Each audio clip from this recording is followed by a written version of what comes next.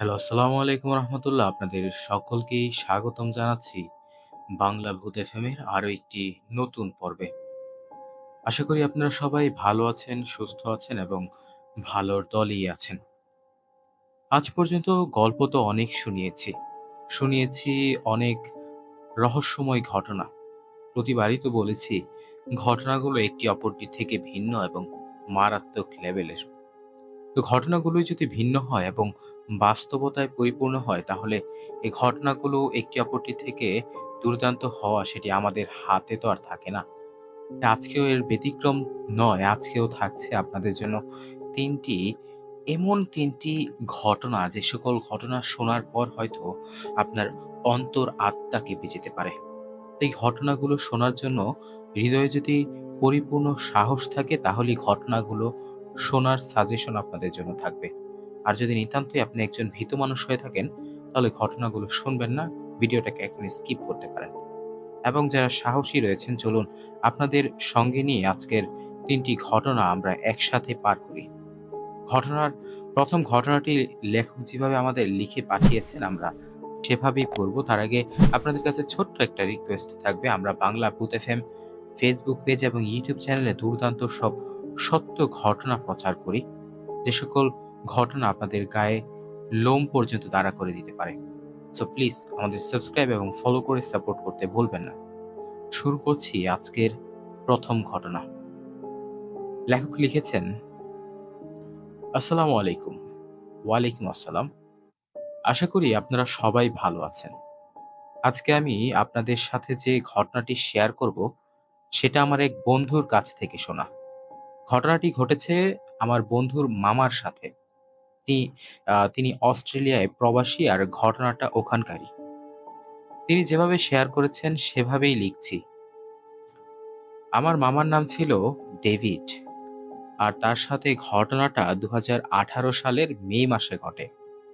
তিনি একটু অন্য ধরনের মানুষ ছিলেন। বেশি বাসায় থাকতেন না। তিনি ছিলেন জঙ্গল প্রেমী। বেশিরভাগ সময় জঙ্গলেই পড়ে থাকতেন এবং জঙ্গলের বেশিরভাগ গাছের ছবি তুলতেন। তার বাসার পাশে বিশাল এক জঙ্গল ছিল। সেখানেই তার বেশি সময় কাটত। তখন তার বয়স ছিল আনুমানিক 24 কিংবা 25 হবে। তিনি ওই সময় চাকরির খোঁজ করছিলেন এবং বিভিন্ন সময় তাই বিভিন্ন জায়গায় সিভি দিচ্ছিলেন। কিন্তু তার কোথাও কোনো চাকরি হচ্ছিল না। অবশেষে তার একটা চাকরি অফার আসলো। চাকরিটা তার বেশ পছন্দ হলো। কাজটা ছিল বাসা থেকে খানিকটা দূরে একটা জঙ্গলে। তার কাজটা ছিল জঙ্গলের ভেতরের টাওয়ারের উপরে বসে দূরবীন দিয়ে চারপাশ নজর রাখা। টাওয়ারের উপরে একটা রুম ছিল। তাকে ওই রুমেই থাকতে দেয়া হয়েছিল। তিনি একটি বিশেষ রেডিও ব্যবহার করতেন। রেডিওটা এমন ছিল যে দূরের মানুষের সাথেও যোগাযোগ করা যেত। আর তিনি ওই রেডিও দিয়ে সহকর্মীদের সাথে যোগাযোগ করতেন। আত্মরক্ষার জন্য তার একটি এয়ার গান ছিল। তিনি খুশিই ছিলেন, কারণ জঙ্গলটা তার পছন্দ হয়েছিল এবং সৌভাগ্যবশত চাকরিটাও পেয়ে যান। সকালবেলা তার কর্মস্থলে চলে যান এবং এক সহকর্মী তাকে কাজ বুঝিয়ে দেন। দুপুরবেলা তিনি কাজ শুরু করেন। প্রথমে সবকিছু তার ভালোই লাগছিল। তিনি দূরবীন দিয়ে এদিক ওদিক দেখার চেষ্টা করছিলেন। ফোনের ক্যামেরা ভালো ছিল না, তাই তিনি ভাবলেন প্রথমে মাসের বেতনটা পাই, তারপর একটা ভালো ক্যামেরা দিয়ে একটা ফোন কিনে নেব। তারপরে বিকালটাও কাটলো। ভালোভাবেই কেটেছে। সমস্যা হলো, সন্ধ্যার ঠিক পর থেকে সবকিছুই স্বাভাবিক থেকে অস্বাভাবিক হতে শুরু করলো। চারদিকে নীরব, নিস্তব্ধ হয়ে গেল। দিনের উপভোগ্য পরিবেশ তার কাছে এখন ভয়ের কারণ হয়ে উঠল। তিনি রুমের ভেতরে ঢুকে গেলেন। রুমের অনেকগুলো বই ছিল। তিনি বই পড়তে শুরু করলেন, কারণ সময় কাটানোর আর কোনো উপায় ছিল না। একটি বইয়ের শেষ পাতায় একটা কাগজ দেখতে পেলেন। তিনি কৌতূহল নিয়ে কাগজটি লেখা পড়তে শুরু করলেন। পরে একদমই অবাক হয়ে গেলেন। সেখানে 5টি নিয়ম যেন কেউ কলম দিয়ে লিখে রেখেছে। নিয়মগুলো ছিল এরকম। 1 নাম্বার নিয়ম ছিল, এখানে থাকতে হলে কোনোভাবেই লাইট বন্ধ করা যাবে না। 2য় নাম্বার নিয়ম, রাত ২টা কিংবা ৩টার মধ্যে রেডিওতে যাই বলুক না কেন তার কোনো উত্তর দেয়া যাবে না। ৩ নাম্বার নিয়ম, যাই হয়ে যাক না কেন টাওয়ার থেকে নিচে নামা যাবে না। ৪র্থ নিয়ম, বাইরে যদি অস্বাভাবিক কিছু চোখে পড়ে তাহলে এয়ার গান দিয়ে উপরের দিকে ৩টা ফায়ার করতে হবে। ৫ নাম্বার নিয়ম, ফায়ার করার পর ঘরে ঢুকে দরজা বন্ধ করে দিতে হবে। চারপাশ যাচাই না করে দরজা খোলা যাবে না। প্রথমে তিনি পাত্তা দিলেন না এই সকল নিয়মগুলো পড়ার পরে এগুলোকে নিছক একটা ফাইজলামো বলেই মনে করেছিলেন। ভাবলেন চাকরিতে প্রথম দিন, তাই কোনো সহকর্মী হয়তো ভয় দেখানোর জন্য এগুলো লিখে রেখে চলে গেছে। তিনি সাহসী মানুষ ছিলেন। রাত তখন ৮টা থেকে ১১টা পর্যন্ত তিনি বই পড়ে সময় কাটিয়ে দিলেন। রাতের খাবার অফিস থেকেই দেয়া হতো। তিনি খেয়ে লাইট বন্ধ করে শুয়ে পড়লেন। তার উপর নির্দেশ ছিল বনে আগুন লাগলে বা কোনো সমস্যা হলে সাথে সাথে হেড অফিসে জানাতে হবে। মাঝে মাঝে বাইনোকুলার দিয়ে পর্যবেক্ষণ করতেও বলেছিলেন। মূল সমস্যা ১২টা ৩০ মিনিট থেকে শুরু হলো। তিনি রুমের ভিতরে অন্য কারো উপস্থিতি টের পেতে শুরু করলেন। মনে হচ্ছিল ঘরে তিনি একা নন, কেউ নিঃশ্বাস নিচ্ছে। যা দেখলেন তা দেখে তিনি ভয় পেয়ে গেলেন। ঘরে কালো লম্বা একটা ছায়া মূর্তি দেখতে পেলেন। তার প্রথম নির্দেশ কথা মনে পড়ে গেল, যেখানে লেখা ছিল রাতে কোনোভাবেই লাইট বন্ধ করা যাবে না। তাড়াতাড়ি লাইট জ্বালিয়ে দিলেন। তিনি জানালা খুলে রেখেছিলেন। জানালা দিয়ে ধোঁয়ার মতো কিছু দেখে ভয় পেলেন। বিষয়টি হেড অফিসে জানালেন। হেড অফিস থেকে জানালো হলো প্রথম দিন তো তাই ভয় পেয়েছেন, তবুও আমরা বিষয়টা দেখছি। আসল সমস্যা শুরু হলো রাত ২টা থেকে। তিনি রেডিওতে শুনতে পাচ্ছিলেন কেউ তার কাছে এবং তার সাথে যোগাযোগ করার চেষ্টা করছে। অন্য ভাষায় কিছু বলার চেষ্টা করছে। ভাষাটা তিনি বুঝতে পারছিলেন না। রাত ২টা ১৫ মিনিটে ভাষাটা বুঝতে পারলেন। শুনতে পেলেন কেউ বলছে, সাহায্য করুন। তিনি দ্বিধায় পড়ে গেলেন, উত্তর দেবেন কি দেবেন না। দ্বিতীয় নির্দেশ ছিল রাত ২টা কিংবা ৩টার মধ্যে রেডিওতে যাই বলা হোক কোনো উত্তর দেয়া যাবে না। কিছুক্ষণ চুপ থাকার পর আবার শুনলেন, আমি বেশ আহত, আমাকে সাহায্য করুন। এবার তিনি উত্তর দিলেন, আমি কিভাবে সাহায্য করতে পারি আপনাকে? রেডিওর ওপাশ থেকে উত্তর আসলো, আমি আহত হয়েছি, আপনি নিচে আসুন। তিনি ভাবছিলেন নামবেন কি নামবেন না, নামবেন কি নামবেন না। তৃতীয় নির্দেশের কথা মনে পড়ে গেল, যেখানে লেখা ছিল যাই হোক না কেন কেউ নিচে নামা যাবে না। তবে অফিসের কেউ আহত হলে তিনি ভেবেছিলেন বাইরে যাবেন না, কিন্তু নিচে গিয়ে দেখবেন। তখন তিনি দেখলেন তার জন্য প্রস্তুত ছিল না। তার অন্তর আত্মা ঠিক কেঁপে উঠেছিল, যেমনটা এই ঘটনাটা শোনার পর আমার কেঁপে উঠেছে। টাওয়ারের নিচে অনেকগুলো হায়নার মতো প্রাণী দাঁড়িয়ে উপরের দিকে তাকিয়েছিল। তাদের চোখগুলো আগুনের মতো জ্বলছিল। ভয়ে তার হাত পা কেঁপে উঠল। চতুর্থ নির্দেশের কথা মনে পড়ে গেল তখন তার, যেখানে লেখা ছিল অস্বাভাবিক কিছু চোখে পড়লে এয়ারগান দিয়ে উপরের দিকে ৩টা ফায়ার করতে হবে। তিনি ৩টা ফায়ার করে ঘরে ঢুকে দরজা বন্ধ করে দিলেন। হেড অফিস থেকে জানানো হলো, আমরা ফায়ারিং শুনেছি, বের হবেন না, লোক পাঠাচ্ছি। কিছুক্ষণ পর দরজায় কড়া নাড়ার শব্দ পেলেন। কেউ বলছেন, আমরা এসেছি, দরজা খুলুন। তখন অবাক হলেন। হেড অফিস থেকে জানানো হয়েছিল লোক আসতে ১০ মিনিট লাগবে। ভাবলেন ৫ মিনিটেই কিভাবে লোক চলে আসলো। দরজার ছিটকিনি খুলে ফেলেছিলেন। দরজা খুলতে যাবেন তখনই রেডিওতে শুনতে পেলেন, দরজা খুলবেন না, আমাদের লোক এখনো রাস্তায়। ততক্ষণে তিনি দরজা বন্ধ করতে পেরেছিলেন। বাইরের জিনিসটার সাথে শক্তিতে লড়াই করতে করতে দরজাটা আটকালেন। তারপর থেকেই বাইরে থেকে ভয়ঙ্কর চিৎকার আসতে শুরু করলো। চিৎকারের শব্দে তার বুক কেঁপে উঠল। মনে হচ্ছিল দরজায় কেউ কিল ঘুষি মারছে। কিছুক্ষণ পর সব শব্দ বন্ধ হয়ে গেল। স্বস্তি পেলেন, ভাবলেন জিনিসটা চলে গেছে। কিছুক্ষণ পর বাইকের আওয়াজ শুনলেন, ভাবলেন এবার সত্যি অফিসের লোক চলে এসেছে, কিন্তু তার জন্য তো আরো কিছু ভয়ানক জিনিস অপেক্ষা করছিল। নিচে বিশাল মারামারির আওয়াজ শুনতে পেলেন। পঞ্চম নির্দেশের কথা মনে পড়ে গেল, ফায়ার করার পর কোনোভাবেই ঘর থেকে বের হওয়া যাবে না। তিনি ঘরের ভিতরেই ছিলেন এবং পরদিন সকাল পর্যন্ত টাওয়ারের উপরই ছিলেন। সকালে নিচে নেমে দেখলেন টাওয়ারের আশেপাশে রক্তের দাগ। অফিসের লোকেরা আসার পথে বাইক দুর্ঘটনায় আহত হয়ে জঙ্গলের একটি গাছের সাথে ধাক্কা খেয়েছে, তাই তারা আর আসতে পারেনি। আমার বন্ধুর মামা আর সেখানে চাকরি করেননি, এরপর বাসায় চলে যান।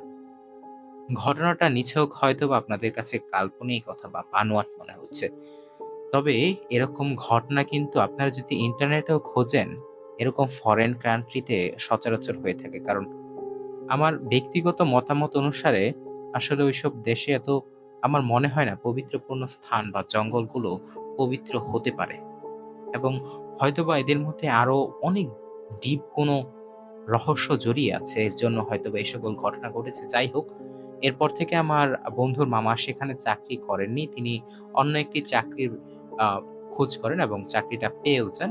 যদিও চাকরিটির বেতন বেশি একটা ছিল না। আমরা বেতন নিয়ে জিজ্ঞেস করিনি। তবে বলছেন চাকরিটা বেশি একটা সুবিধার না। তিনি সেটাও চেঞ্জ করার ট্রাই করছেন। কিন্তু তারপর থেকে তার মামা আর রাতে জঙ্গলের ট্রিপ বা রাতে থাকার এই শখ চিরতরে তার ঘুচে গিয়েছিল। তো এই ছিল আজকের ঘটনা। আমার বন্ধু আমার সাথে শেয়ার করেছিল। এখন আমি আপনাদের সাথে শেয়ার করলাম। আশা করি আমার ঘটনাটি সিলেক্ট হবে এবং শিহাব ভাইয়ের কণ্ঠে আর বাংলা ভূত এফএম এ ঘটনাটা শুনতে পারবো এবং অপেক্ষায় থাকবো। সুপ্রিয় লেখক, আপনাকে অসংখ্য ধন্যবাদ। আপনার এই দুর্দান্ত এই ঘটনাটা, এরকম ঘটনা আমিও এখনো পর্যন্ত কোথাও শুনিনি, এবং ঘটনাগুলো কিন্তু এই ১ম ঘটনাটা আমার কাছে অনেকটা ইউনিক লেগেছে। যার দরুন আমরা আপনার এই ঘটনাটা ১ম এই প্রচার করেছি, এবং ঘটনাটি কিন্তু আসলেই দুর্দান্ত ছিল। তো ঘটনাটা লিখেছেন জেরিন আক্তার। তো আপু লিখেছেন, ভাইয়া বলে ফেলেছিলাম ভুলে, লেখকের নামটা আগে দেখি নাই। জেরিন আপু লিখেছেন, গল্পের নাম দিয়েছেন রাত্রের প্রহরী, অর্থাৎ নাইট গার্ড আরকি। তো দর্শকরা, আপনাদের কিরকম লাগলো এই ১ম ঘটনাটি অবশ্যই কমেন্ট করে জানাতে ভুলবেন না। আমরা এখন আমাদের ২য় ঘটনাটিতে চলে যাচ্ছি।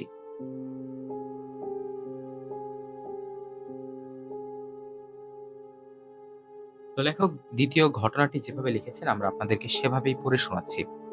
লিখেছেন, আমাদের বাড়িটা দোতলা, পুরনো আমলের বাড়ি। বাড়ির নাম বিলাসমহল। এলাকার মানুষের কাছে এই বাড়িটি রাজবাড়ি নামেই পরিচিত। আব্বা বলেছিলেন এখানকার জমিদারের বাগান বাড়ি ছিল এটা। কিছুদিন হয় এখানে আমরা উঠেছি। বাড়ির মূল ফটক পূর্ব দিকে, ইংরেজি অক্ষর ইউ আকৃতির বিরাট। বাড়ির উপরতলা থাকার ঘর ৮টি এবং নিচে ৬টি। স্নানাগার, রান্নাঘর সব নিচতলায়। পূর্ব দিকে মূল ফটকের কাছের ঘরগুলো এসব কাজে ব্যবহার করা হয়। নিচতলার ঘরগুলো জমিদারের কর্মচারীদের থাকার ব্যবস্থা ছিল। এখন ঘরগুলো সবগুলোই ফাঁকা। শুধু একটা ঘরে থাকেন রায়বাবু। ওনার মূল নাম চাপা পড়ে গেছে এই এর রায় উপাধির জন্য।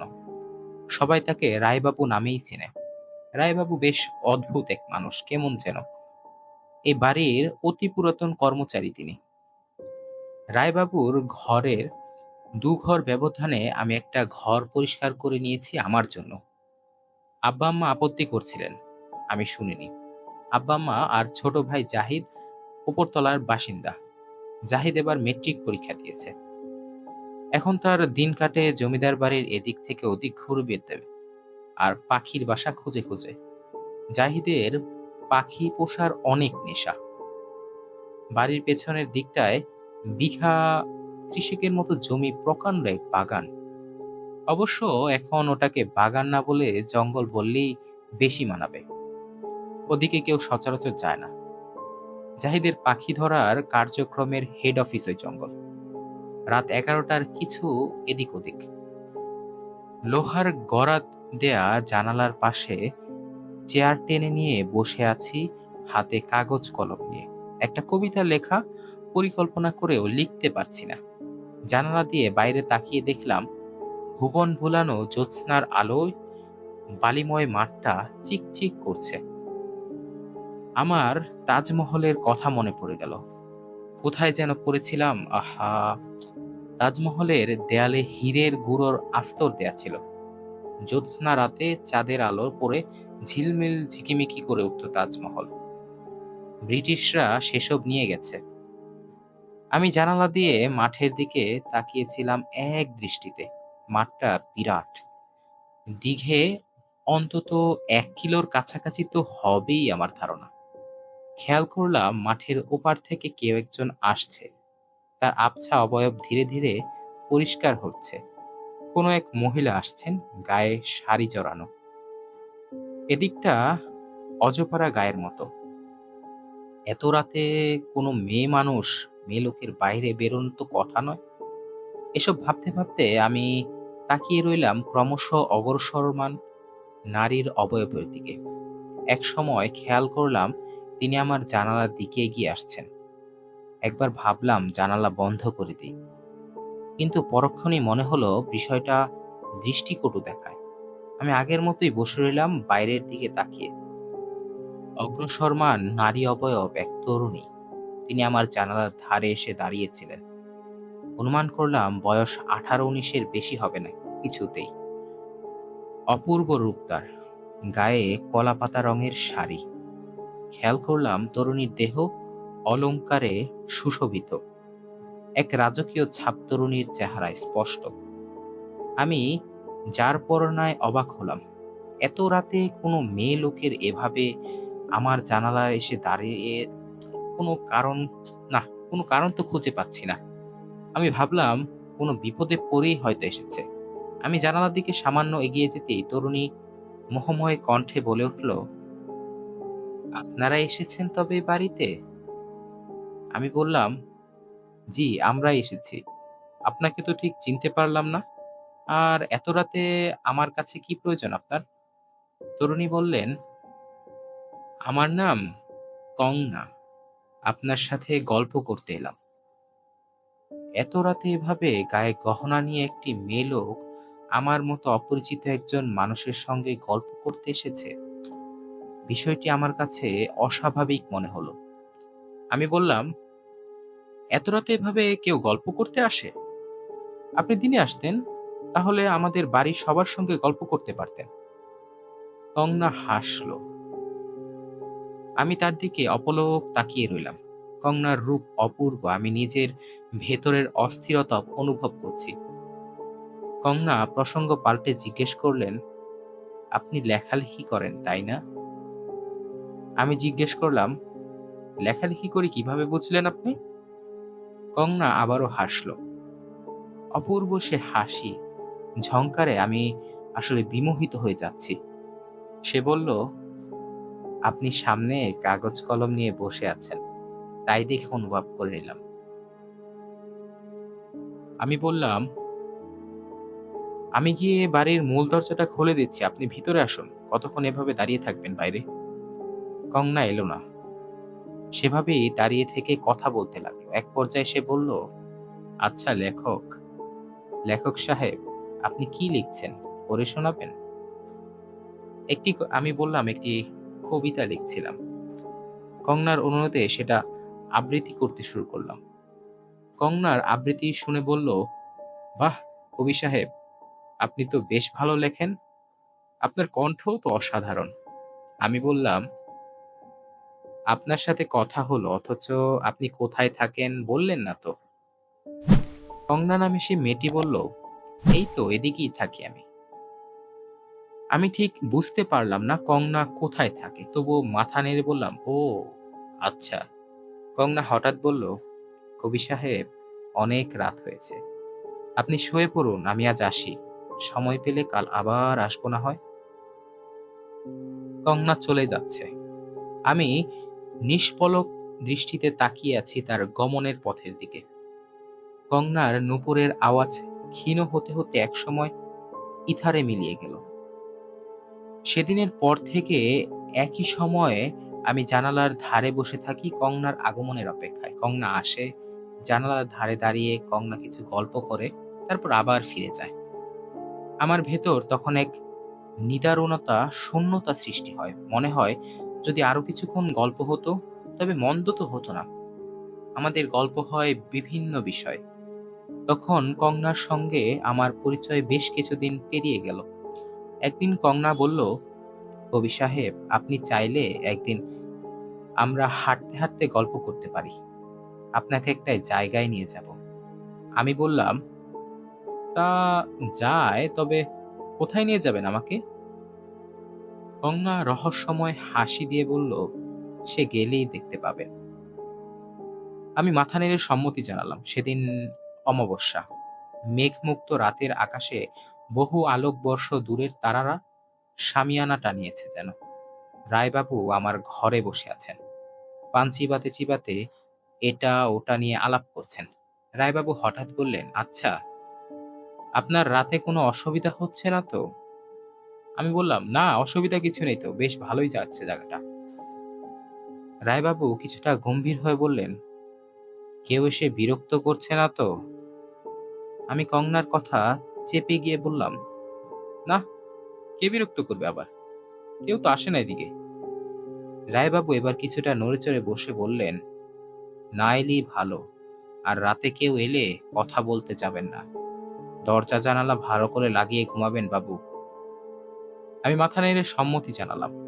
আমি কিছুটা অস্বস্তি বোধ করছি। কংনা সচরাচর এ সময়ে আসে, জানালার খোলা। এ মুহূর্তে কংনা চলে এলে বিষয়টা খুব একটা ভালো দেখাবে না।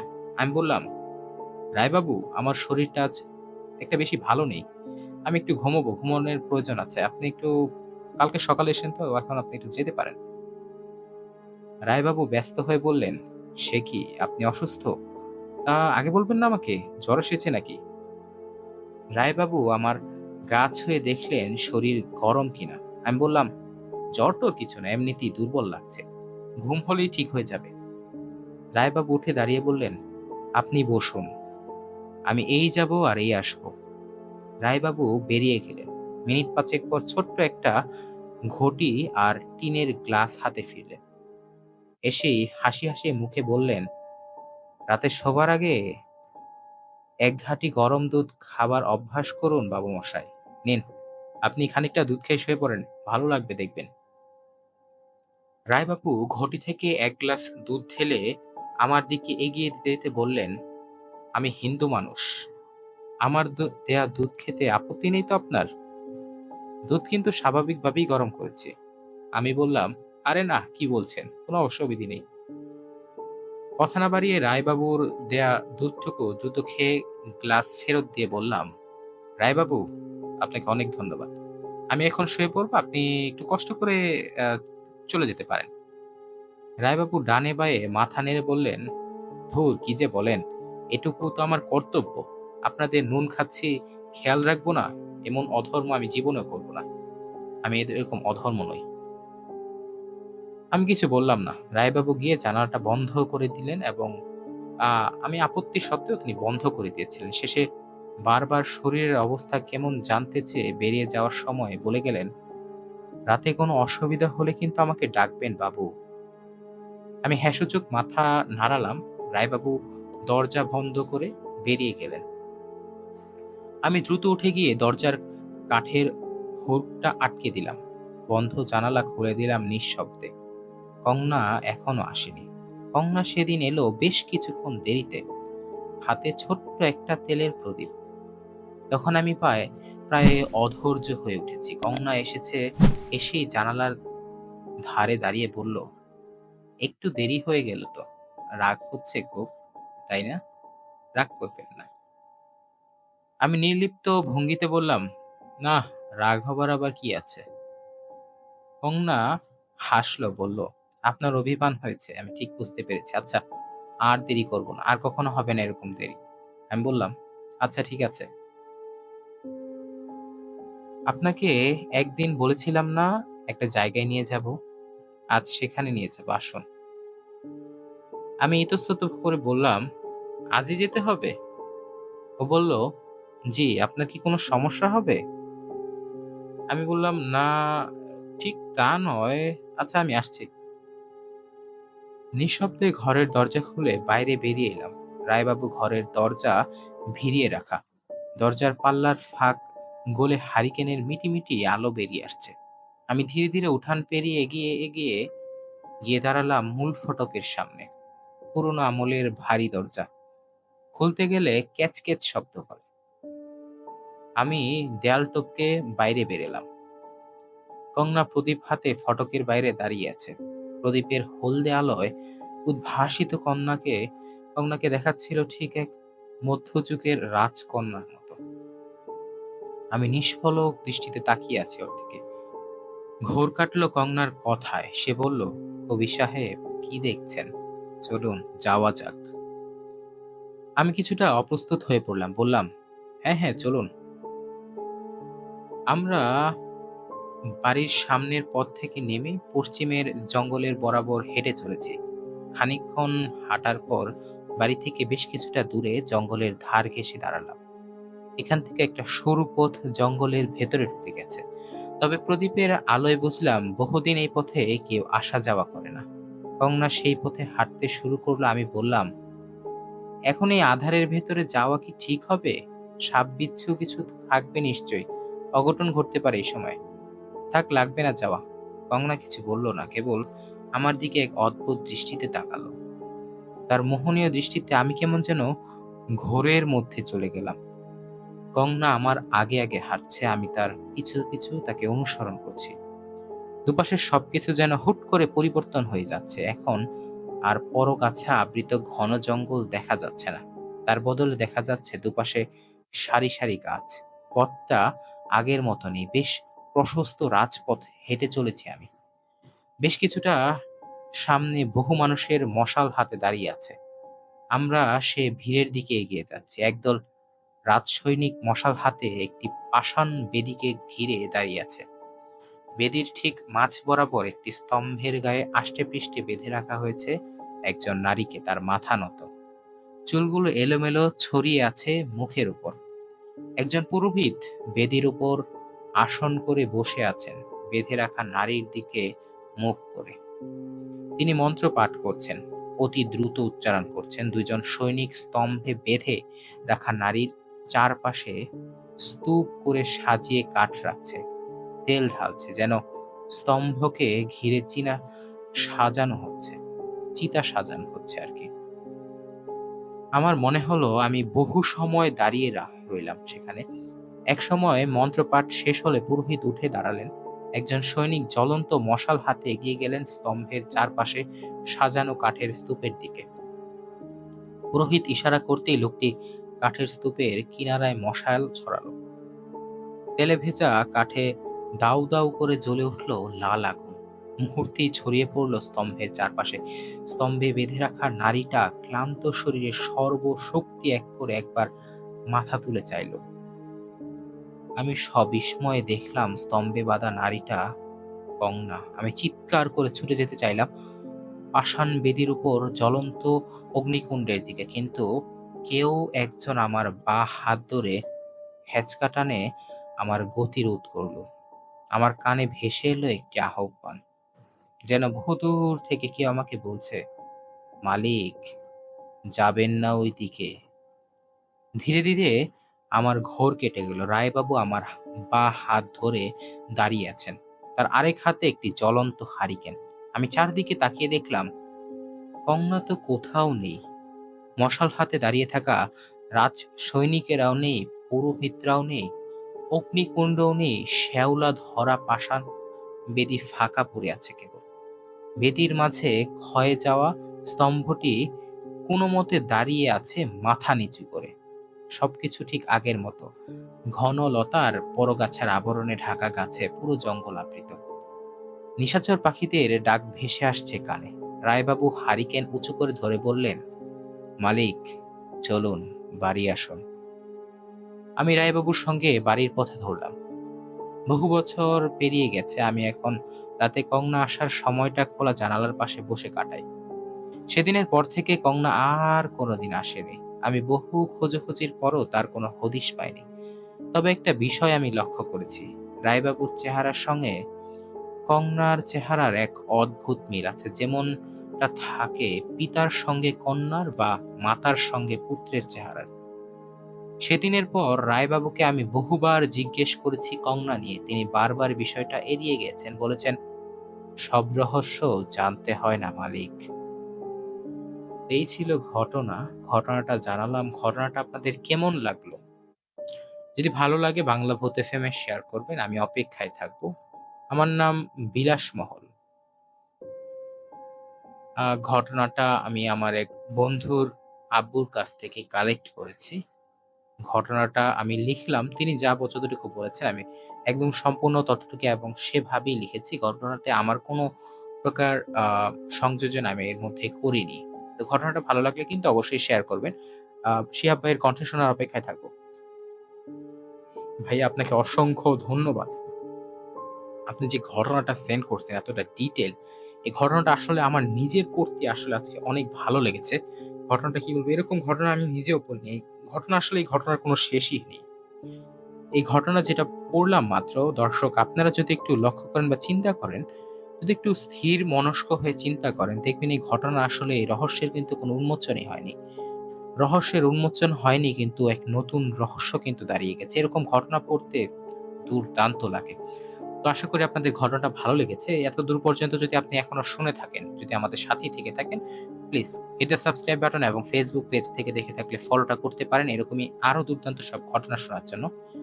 এখন আমরা চলে যাচ্ছি আমাদের আজকের সর্বশেষ এবং সবচেয়ে দুর্দান্ত ঘটনাটিতে। লেখক যেভাবে লিখেছেন ঠিক সেভাবে পড়ে শোনাচ্ছি। আসসালামু আলাইকুম। হ্যাঁ, ওয়ালাইকুম আসসালাম। আমি আমার খুব পরিচিত একজনের ঘটনাটি লিখছি এবং তার মতো করেই উপস্থাপন করছি। আমি একটি বেসরকারি প্রতিষ্ঠানে কর্মরত আছি। ঘটনাটি আমার প্রতিষ্ঠানের এক ফ্লোরকে কেন্দ্র করে। আমার দায়িত্ব হলো মনিটরিং করা। প্রায় সব সময় আমার রাতের শিফট পড়ে। এমনকি একদিন ডিউটি পড়লো রাতের বেলায়। আমি আমার রুমে বসে আছি। রাত তখন প্রায় ২টা বাজে কি সময় মনে হয়। ঘড়িটা ঠিক দেখিনি। তো ধারণা করলাম হয়তোবা ২টা বাজে। তারপর ঘড়িটা চেক করার পর হ্যাঁ, বুঝতে পারলাম এখন ২টো বাজছে। ২ জন গার্ড খুব অস্বাভাবিকভাবে ভয় পেয়ে আমার কাছে ছুটে আসলেন। কারণ জিজ্ঞেস করতে জানালেন তারা কিছু একটা দেখে ভয় পেয়ে গেছেন। তাদেরকে ধাতস্থ হবার সময় দিয়ে জিজ্ঞেস করলাম, "কি দেখে ভয় পেয়েছেন আপনারা?" ২ জন গার্ডই বললেন, "সব চেক করে ৫ তলায় গিয়েছিলেন। সেখানে কিছু একটা দেখে ভয় পেয়ে তারা পালিয়ে এসেছেন।" তারা বিস্তারিত জিজ্ঞেস না করে তাদের রেস্ট নিতে বললাম। আমি তখন বিষয়টি ঊর্ধ্বতন কর্মকর্তাকে জানালাম। সেদিনের মতো আর কিছু জিজ্ঞেস করিনি। পরদিন সেই ২ জন গার্ডকে ডেকে জিজ্ঞেস করতে তারা যা বলল শুনে আমি কিছুটা অবাক হলাম। কিছুটা না, বেশ অনেকটাই অবাক হলাম। তা হলো, গার্ড ২ জন যখন সব চেক করার সময় ৫ তলায় গেলেন, তারা ২ জনই ফিল করলেন পুরো ৫ তলার ফ্লোর থরথর করে কাঁপছে। সাথে পুরো রুমেই কেমন অদ্ভুত ভুতুড়ে শব্দ, যেমনটা হরর মুভিতে শুনতে পাওয়া যায়। তারা ভয় পেয়ে দৌড়ে নিচে নামলেন। একজন হলের বিষয়টি মনের ভুল ভাবার সুযোগ ছিল। তাই বলে ঘটনাটি দুজনের সাথেই ঘটবে? তাদের চোখে মুখে স্পষ্ট ভয়ের ছাপ। এরপর আমি আরো কয়েকজনের বিষয়টি অবগত করি। আরো কিছু ঘটনা জানালাম ওই ফ্লোর সম্পর্কে। যেমন অনেকদিন আগে ওই ৫ তলায় একদিন একজন গার্ড চেক করতে গেলেন সব ঠিক আছে কিনা। তখন উনি ফিল করলেন কেউ তাকে পেছন থেকে ধাক্কা দিল। উনি সেখানেই অজ্ঞান হয়ে গেলেন। পরদিন সকালে তাকে উদ্ধার করে হাসপাতালে নেওয়া হয়। ওই ফ্লোরেই আরেকদিন গার্ড দিতে গিয়ে একজন দেখতে পান বাদুড় আকৃতির বৃহৎ ছায়া দেয়ালে ভাসছে, যা আসলেই খুব ভয়ানক। আরো ছোট ছোট ঘটনা ওই অফিসকে ঘিরে অনেকেই বলেন। যেমন আরেকদিন আমরা আমার একজন কলিগ রাতে ঘুমাচ্ছিল। বলে রাখি এই কোম্পানির সাথেই আমাদের কোয়ার্টার। ২টা কিংবা ৩টা বাজে ২ কি ৩টা বাজে অনেক শব্দে তার ঘুম ভেঙে যায়। ঘুম ভেঙে শুনতে পেলেন অনেকগুলো কুকুর একসাথে ডাকাডাকি করছে। বিষয়টা কি দেখার জন্য ব্যালকনিতে গিয়ে দেখতে পান অনেকগুলো কুকুর একটি একতলা বিল্ডিং এর ছাদে উঠে ওই অফিসের দিকে তাকিয়ে তার স্বরে ডাকাডাকি করছে। উনি কিছুটা ভয় পেয়ে চলে আসলেন সেখান থেকে। আমি কখনোই তেমন কিছু ফেস করিনি। একদিন রাতের শিফটে দরজার সামনে থেকে খচখচ আওয়াজ আসছিল। যেমন কোনো মানুষের চলাফেরা করলে আসে। তো আমি দেখার জন্য দরজাটা খুললাম, কিন্তু কেউ ছিল না। আমি করিডোরে দিয়ে হেঁটে একটু সামনে এগিয়ে গেলাম। গুমোট একটা বাতাস আমার শরীর ছুঁয়ে গেল। আমি তখনই রুমে ফিরে আসলাম। বিষয়টা ততটা আমলে নেইনি। আরেকদিন আমার রুমে ফজরের সালাত আদায় করার সময় চোখ যায় গ্লাস ডোরের ওপাশে। সেখানে খুব লম্বা সাদা ছায়ার মতো কিছু একটা ছিল। আমি স্পষ্ট দেখেছি কিছু একটা ছিল। আমি যতক্ষণ নামাজে ছিলাম ততক্ষণ ছায়াটি ছিল। স্বাভাবিকভাবে আমি কিছুটা অস্বস্তি অনুভব করলাম। নামাজ শেষে দরজা খুলে কাউকে দেখতে পাইনি। এই প্রতিষ্ঠানে কাজ করার আগে আরেকটি প্রতিষ্ঠানে কাজ করতাম। সেখানে কিছু অভিজ্ঞতা শেয়ার করছি। ওই কোম্পানির সাথে ছিল একটা আমার কোয়ার্টার ছিল। আমি থাকতাম একদম ছাদের নিচের ফ্ল্যাটটাতেই। এজন্য প্রায় সবসময় ছাদে উঠে যেতাম। তো একদিন এমন ছাদে বসে ফোন ঘাটাঘাটি করছি। ২ সেকেন্ডের ভিতরেই ঘটনাটা ঘটল। একটা শ্যাডো ছাদের এক পাশ থেকে আরেক পাশে চলে গেল। বলে রাখা ভালো, আমি এসবে তেমন একটা ভয় পাই না। যেহেতু কোয়ার্টার, তাই একটা হল রুমের মতো রুমে একসাথে অনেকগুলো বেড আর ছিল একটা বাথরুম। ঘর পাশের দেয়ালেই একটা আয়না লাগানো ছিল। একটা বেলকনি। যেহেতু ঢাকা শহরে আলোর শহর, কখনোই পুরোপুরি অন্ধকার হয় না। সেখানে দরজা জানালার পর্দা না থাকায় আমি যখন রাতে ঘুমোতে যেতাম প্রায় সবসময় দেখতাম আয়নায় ২ টা ছায়া ঠিক যেন আমার দিকেই তাকিয়ে আছে। মাঝে, মাঝে একটাও থাকতো। ঠিক ভয় না, কিছুটা অস্বস্তি লাগতো। আরো কিছু ঘটনা ঘটতো যেখানে আমি বসতাম। আমার দায়িত্ব ছিল খাবারের হিসেব করা আর বাজারের দিকটা দেখা। তাই সবার কাজ শেষ হলে হিসেব করতে, করতে আমার কাজ একটু দেরিতেই শেষ হতো। এটাই ছিল রুলস। তো একদিন রোজার সময় রাতের খাবার শেষ করে আমার কাজগুলো দ্রুত শেষ করছি। ওদিকে সেহরির সময় হয়ে গেল প্রায়। হঠাৎ একটা আওয়াজে চোখ তুলে তাকিয়ে দেখলাম একটা চেয়ার আপনা আপনি ঘুরে গেল। আমি ঘটনার আকস্মিকতা হয়ে গেলাম। হয়ে তাকিয়ে আছি। আমার স্পষ্ট মনে আছে আমি সবকিছু গুছিয়ে রেখেছিলাম। আবার আরেকদিন রোজার মাঝেই সবকিছু গোছাতে কিছুটা দেরি হয়ে যায়। তবে তাই সবাই চলে গেলেও ক্যান্টিনে আমি একাই থেকে যাই। সব রুমের লাইট অফ করে যখন মেইন ডোর লক করতে যাব, দেখলাম রান্নাঘরের দরজার পাশে কেউ যেন দাঁড়িয়ে আছে। প্রায় দরজার সমান লম্বা, পুরো কালো বয়ন। ঝগড়া চুল আর জ্বলজ্বলে দুটো চোখ তাকিয়ে আছে দরজার দিকে। রান্নাঘরের জানালা ছিল থাই গ্লাস, যার কারণে বাইরের হালকা আলো স্পষ্ট দেখতে পেলাম।